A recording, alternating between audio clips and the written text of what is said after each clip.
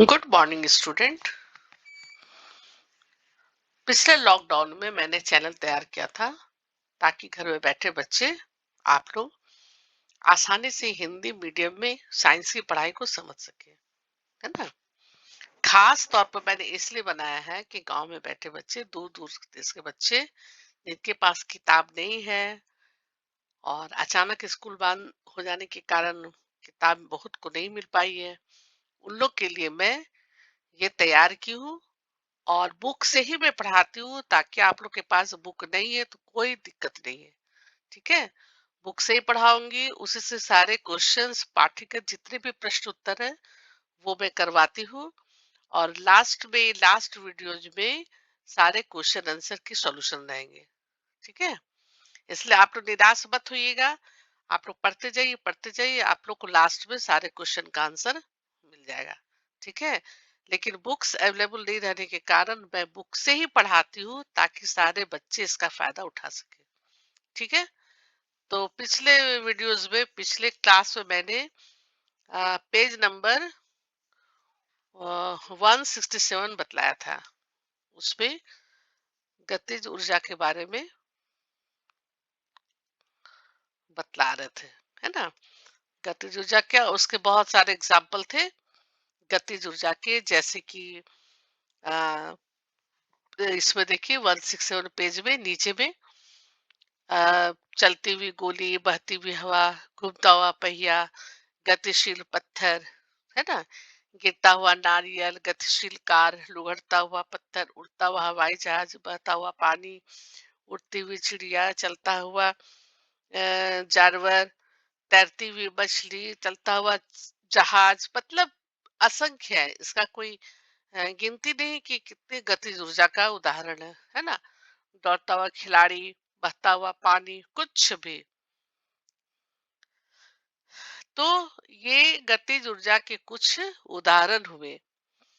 तो गतिज के कारण, किसी भी वस्तु में गति के कारण निहित ऊर्जा को गतिज ऊर्जा कहते हैं। उसमें जो गतिज ऊर्जा रहती है, संचित रहती है, उसको गतिज ऊर्जा कहते हैं।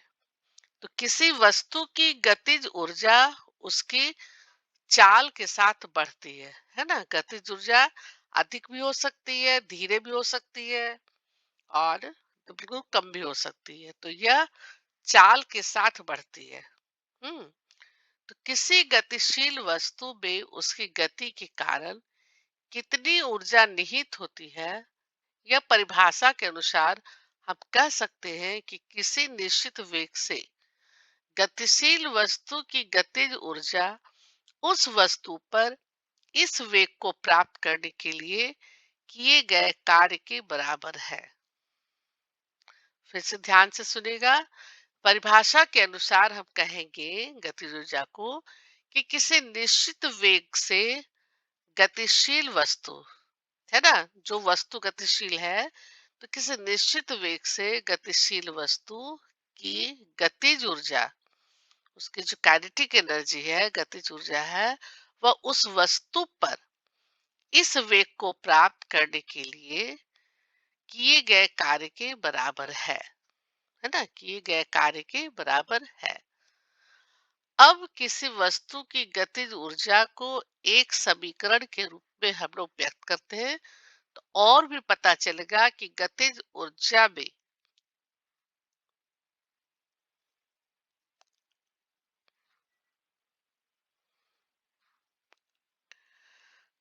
गतिज ऊर्जा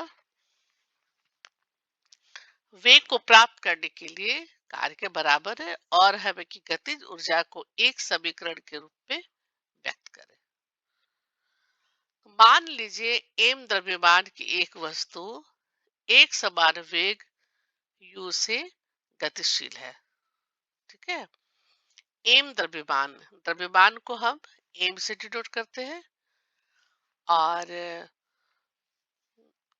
u से वेग, है ना।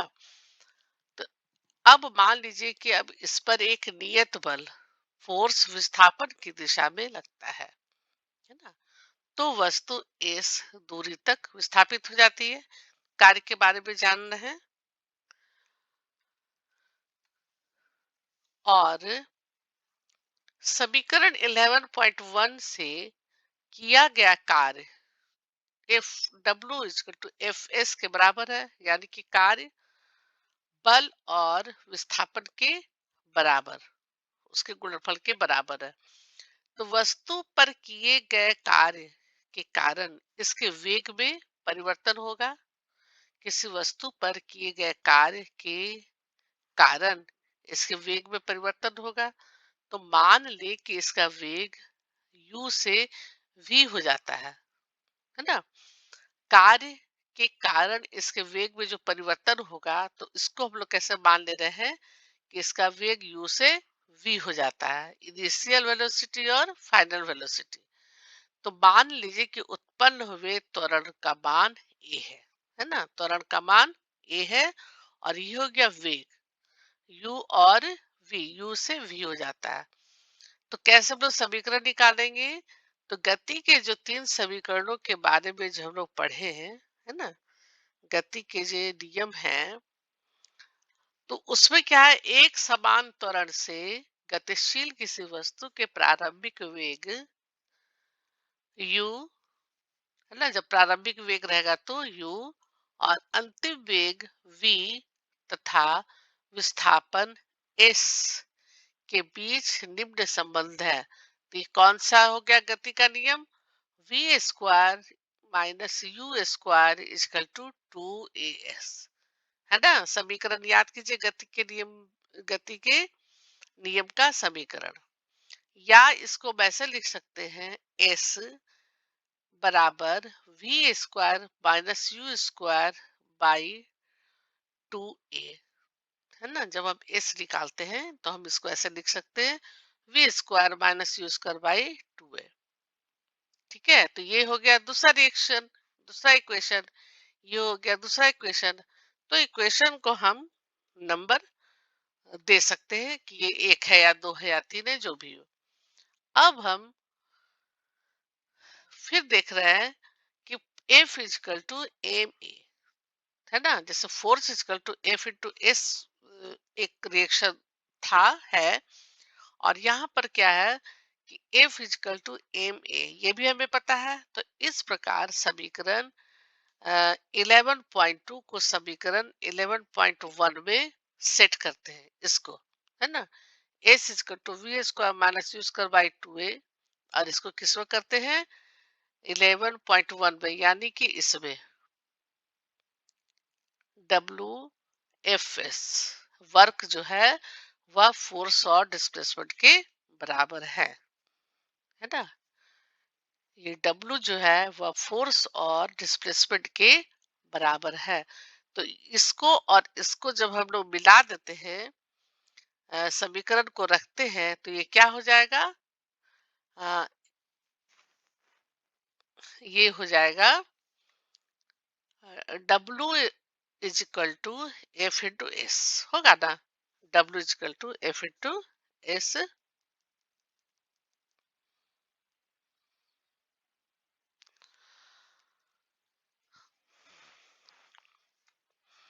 हाँ, तो W is equal to F into S. तो एफ की जगह पर हम क्या लिख दिए?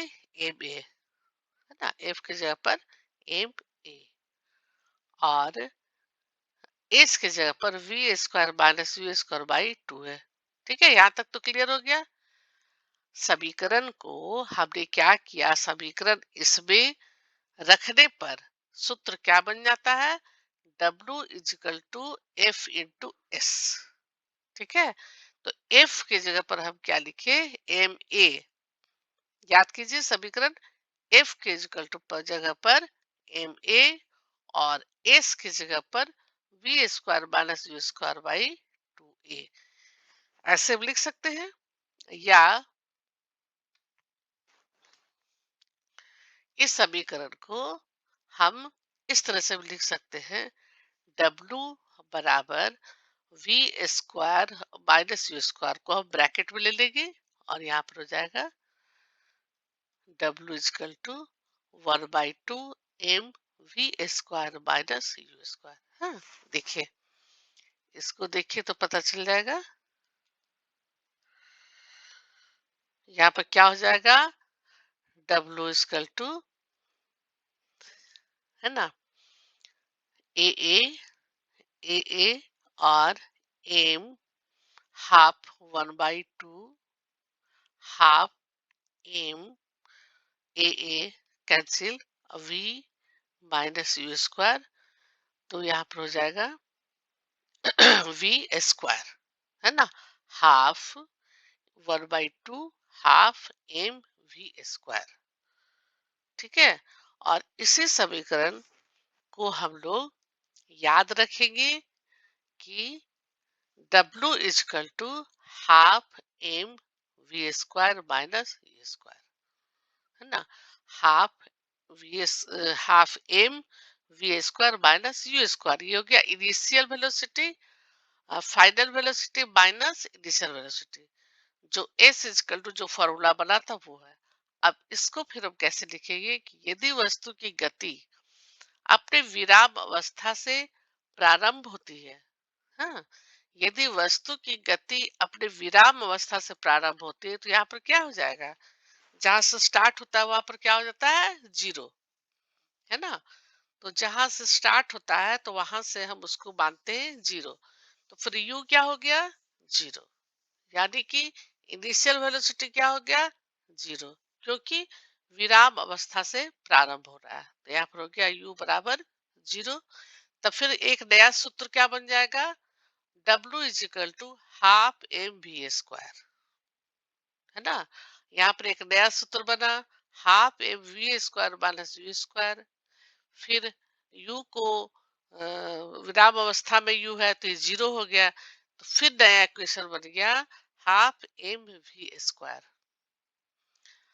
यह स्पष्ट है कि किया गया कार्य वस्तु की गतिज ऊर्जा में परिवर्तन के बराबर है ना, किया गया कार्य वस्तु की गतिज ऊर्जा में परिवर्तन के बराबर है। तो यदि u बराबर जीरो हुआ, u बराबर जीरो है, तो किया गया कार्य क्या होगा, हाफ एम वी स्क्वायर। यदि u जीरो है तो किया गया कार्य हो गया हाफ एम वी स्क्वायर।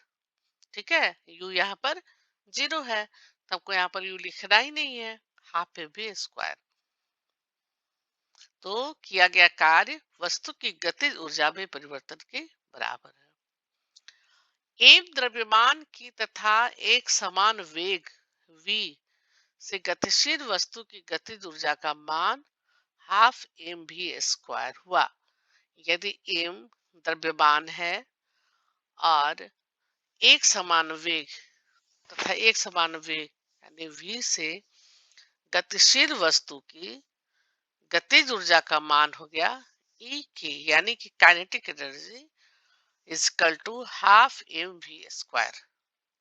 इसको याद रखना होगा हमको कि एम द्रव्यमान की तथा एक समान वेग v से गतिशील वस्तु की गतिज ऊर्जा का मान E के is equal to half M B square, यानी कि kinetic energy is equal to half M B square. ये हो गया फिर एक नया फॉर्मूला। तो क्या देखते हैं कि थोड़े थोड़े से या एक एक कंडीशन के कारण हमारा इक्वेशन, समीकरण, फॉर्मूला बदलता जाता है ना, और यही हमको याद रखना है कि हमको कैसे लिखना है। ठीक है, अभी W is equal to half A V square minus you square था, फिर यहाँ पर यू स्क्वायर जीरो हो गया तो हाफ ए वी स्क्वायर हो गया, फिर यहाँ पर काइनेटिक एनर्जी हो गया वर्क एम द्रव्यमान की तथा एक समान वेग v से गतिशील वस्तु की गतिज ऊर्जा का मान हाफ एम वी स्क्वायर। इस तरह कई इक्वेशन तैयार हो गए। अब क्वेश्चन है, क्वेश्चन है कि 15 केजी द्रव्यमान की एक वस्तु, है ना, 15 केजी द्रव्यमान की एक वस्तु 4 मीटर पर सेकेंड के एक समान वेग से गतिशील है, तो वस्तु की गतिज ऊर्जा कितनी होगी, गतिज ऊर्जा कितनी होगी। तो ये तो बहुत सिंपल सा है, ये तुरंत हो जाएगा क्योंकि यहाँ पर द्रव्यमान दिया हुआ है, एम दिया हुआ है, एम जो है सो दिया हुआ है कितना, 15 kg। और वस्तु का गति दिया हुआ है, वेग दिया हुआ है 4 मीटर। ये वी जो है वो दिया हुआ है 4 मीटर पर सेकेंड। ठीक है। अब हमको गति जो है निकालना है, यानी कि ई के निकालना है। ठीक है। तो ई के बराबर हाफ एम बी स्क्वायर, यहाँ पर हम हाफ लिखेंगे और एम की जगह पर 15 kg लिखेंगे। 15 kg इंटू 4 m/सेकेंड। ठीक है। तो यहाँ पर क्या है, वी स्क्वायर है। वी क्या है, स्क्वायर है। तो 4 जो है, 4 × 4 यहाँ पर 16 हो जाएगा। और जब इसको सॉल्व करेंगे तो कितना हो जाएगा आंसर, 120 जूल, है ना। 15 4 4, 4 × 4 = 16 और 15 को गुणा करेंगे, 2 से भाग देंगे, 120 जूल। तो वस्तु की गतिज ऊर्जा यानी कि वस्तु की काइनेटिक एनर्जी, ई की काइनेटिक एनर्जी 120 जूल हुआ है। ठीक है। ये तो बहुत छोटा सा सिंपल सा हिसाब है। तो यहीं पर आप देख करके इसको समझ जाइएगा क्या क्या लिखा हुआ है और क्या क्या दिया हुआ है, और कहाँ पर हमको एम और कहाँ पर भी लिख करके सॉल्व कर लेना है ना। तो ये तो भारी नहीं हुआ, बहुत इजी है सब। अब दूसरा देखिए, यदि किसी कार का द्रव्यमान 1500 kg है, यदि किसी कार का द्रव्यमान 1500 kg है और उसके वेग को 30 km/h से 60 km/h तक बढ़ाने में कितना कार्य करना पड़ेगा, है ना। 30 km/h से 60 km/h तक बढ़ाने में कितना कार्य करना पड़ेगा।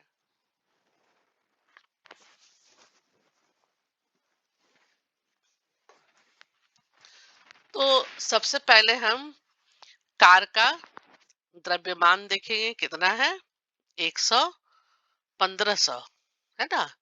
इसका मास कितना है, एम कितना है, 1500 kg। और कार का प्रारंभिक वेग u जो है वह है 30 km/h और v कितना है, 60 km/h।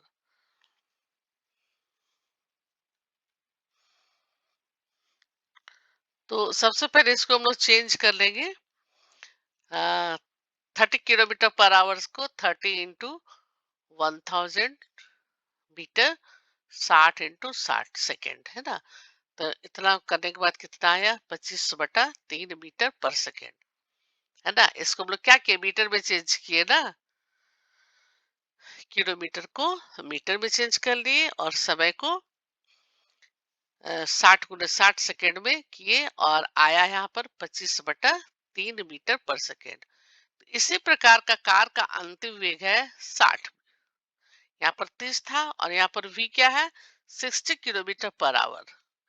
तो 60 km/h को इसको भी हमने जब चेंज किया 60 × 60 × 1000/60 तो इसका आंसर आया 50/3।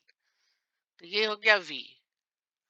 तो इसलिए कार की प्रारंभिक गतिज ऊर्जा जो हो गई, प्रारंभिक ऊर्जा गतिज ऊर्जा हाफ एम यू स्क्वायर, प्रारंभिक यू था और यू है 25/3। तो यहाँ पर हो गया half M 1500 kg into U है 25, है ना, 25/3। तो हम दो बार इसको 25/3 लिखेंगे क्योंकि यू स्क्वायर है ना। यहाँ पर 25/3 गुणे 25/3 लिखेंगे और फिर हम काटेंगे। आ, 2 से पहले काट लेंगे या 3 से 1500 को काट लेंगे और काटने के बाद आएगा 156,250/3। एक 3 रह जाएगा हमारा, इतना जूल। बहुत आसानी से ये यहाँ पर सॉल्व हो जाएगा। 156,250/3 जूल। इस प्रकार कार की अंतिम गतिज ऊर्जा kinetic energy final velocity, final के बारे में है, तो 1/2 into M into V square. तो हाफ एम वी स्क्वायर में क्या हो गया, 1/2 इंटू 15 kg इंटू यहाँ पर कितना है 50, 50/3। यहाँ पर क्या था 25/3। अब यहाँ पर 50/3 को फिर हम उसी तरह करेंगे, है ना। जैसे 30 × 1,000 था तो 60 × 1,000 वो तो सॉल्व हो चुका है पहले, और आता है 50/3। इसको 2 बार लिखेंगे, स्क्वायर है 50/3 गुणे 50/3, है ना, स्क्वायर है। इसको पूरा सॉल्व करने पर आता है 625,000/3 जूल। यहाँ पर कितना आया था 156,250/3 जूल। यहाँ पर हो गया 625,000/3 जूल। अब है कि किया गया कार्य अतः किया गया कार्य बराबर गतिज ऊर्जा में परिवर्तन, है ना। किया गया कार्य बराबर गतिज ऊर्जा में परिवर्तन। तब इसको क्या करेंगे, फाइनल वेलोसिटी से इनिशियल वेलोसिटी को घटा देंगे। फाइनल वेलोसिटी से इनिशियल वेलोसिटी को घटा देंगे, तो फाइनल वेलोसिटी कौन सा हो गया, अंतिम गतिज ऊर्जा। तो फाइनल वेलोसिटी हो गया 625,000/3 माइनस इनिशियल वेलोसिटी, ये है यहाँ पर के और एफ, यानी कि काइनेटिक एनर्जी का ये फाइनल है, और ये काइनेटिक एनर्जी का ये इनिशियल है। इनिशियल हो गया यू, तो यू में कितना आया था 156,250/3, तो उतना बड़ा इतना आया। उसके बाद इतना में से इतना को घटा दिए, है ना, फाइनल से इनिशियल को घटा दिए तो इतना आया 156,250 जूल। ठीक है, तो ये हो गया इसका आंसर, यही सॉल्व हो गया, है ना।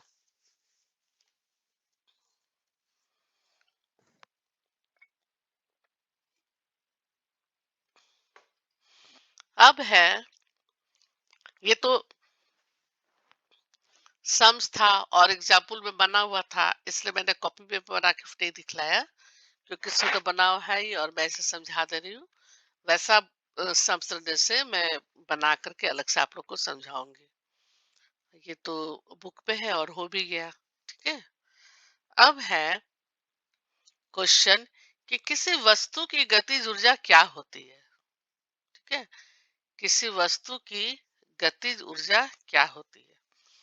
तो हम कह सकते हैं कि किसी वस्तु का या कोई वस्तु या ऑब्जेक्ट, है ना, जिसको कहते हैं, में उसकी गति के कारण संचित ऊर्जा, उसकी गति के कारण जो संचित ऊर्जा होती है, स्टोर ऊर्जा रहती है, वो उसकी गतिज ऊर्जा कहलाती है या उसको गतिज ऊर्जा कहते हैं।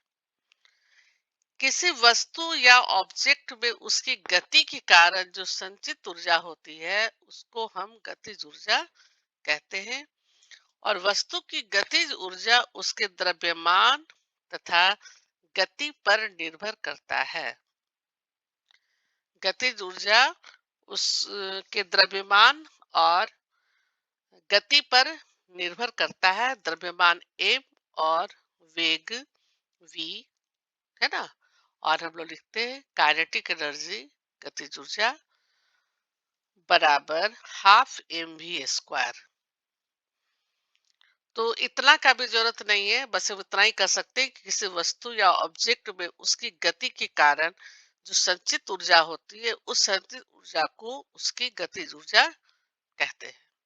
ठीक है, दूसरा क्वेश्चन है कि किसी वस्तु की गतिज ऊर्जा के लिए व्यंजक लिखिए, यानी कि उसका समीकरण, हाँ, उसका इक्वेशन क्या है वो लिखिए। तो उसका इक्वेशन ऐसे हुआ, पहले द्रव्यमान के लिए हम एम लिखेंगे, हाँ, एम से द्रव्यमान हो गया, और वी से वेग वेलोसिटी, और यू से भी वेलोसिटी प्रारंभिक और वी से फाइनल वेलोसिटी। तो हम लिखेंगे गतिज ऊर्जा यानी कि काइनेटिक एनर्जी के ई के equal to half M V square, है ना। हाफ एम वी स्क्वायर, ये हो गया इसका व्यंजक, इसका सूत्र, इसका फॉर्मूला, इसका समीकरण, सब एक ही चीज हुआ, है ना। टेंशन नहीं ना कि व्यंजक लिख दिया तो क्या करे। व्यंजक मीन्स हो गया कि उसका व्यंजन, उसका जो डिजिट है वो कैसे लिखाएगा, उसका सूत्र क्या होगा, बस यही है, सब एक ही चीज है। अब है तीसरा क्वेश्चन कि 5 मीटर पर सेकेंड के वेग से गतिशील किसी एम द्रव्यमान की वस्तु की गतिज ऊर्जा 25 जूल है और इसके वेग को दुगना कर दिया जाए तो इसकी गतिज ऊर्जा कितनी हो जाएगी, और यदि इसको तिगुना कर दिया जाए तो गतिज ऊर्जा कितना हो जाएगा, है ना। तो ये है 5 मीटर पर सेकेंड के वेग से गतिशील किसी एम द्रव्यमान की वस्तु की गतिज ऊर्जा। ठीक है। तो सबसे पहले जब वेलोसिटी को दुगना करके हम देखेंगे, सबसे पहले तो क्या है, 5 है ना। तो हम क्या करेंगे, एक बार दुगना करके देखते हैं वेलोसिटी को।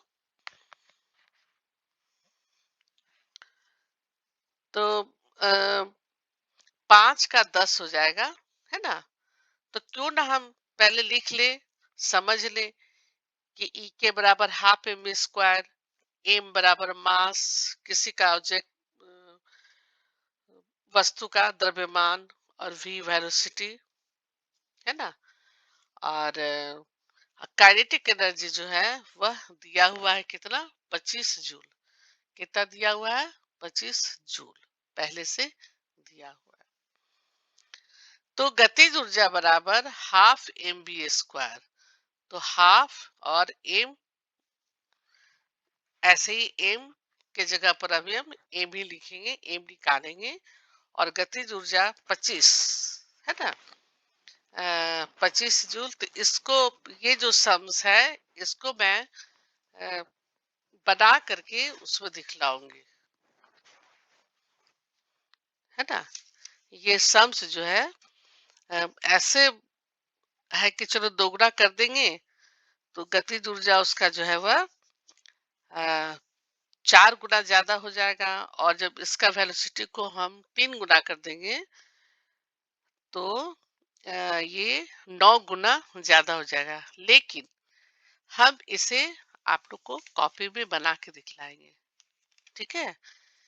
तीसरा जो सम्स है, ये सम्स को कॉपी में बना के फिर इसमें डाल के आप लोग को दिखलाएंगे, ठीक है। तो अभी बस इतना ही मोटा टेंशन जान लीजिए कि दोगुना करने से 4 गुना बढ़ जाएगा गतिज ऊर्जा, और 3 गुना कर देने से 9 गुना ज्यादा हो जाएगा, है ना। 9 टाइम्स ज्यादा हो जाएगा ओरिजिनल वैल्यू से। तो ठीक है, इसको हम नेक्स्ट वीडियो में, नेक्स्ट क्लास में इसको क्लियर कर देंगे और बना के आप लोग को समझा के बतला देंगे, ठीक है। तो तब तक के लिए, और नहीं समझे होंगे या और जानना है तो आप कमेंट कीजिएगा, पूछिएगा, सब्सक्राइब कीजिएगा, ठीक है। आइकन बेल जरूर प्रेस कीजिएगा ताकि आपके पास जल्दी से जल्दी नोटिफिकेशन चला जाए। एग्जाम में ज्यादा देरी नहीं, अब देखिए क्या होता है, क्या क्या कंडीशन अभी आ रहा है एग्जामिनेशन के पहले। तो आप लोग ध्यान से पढ़िएगा, ठीक है। Okay bye.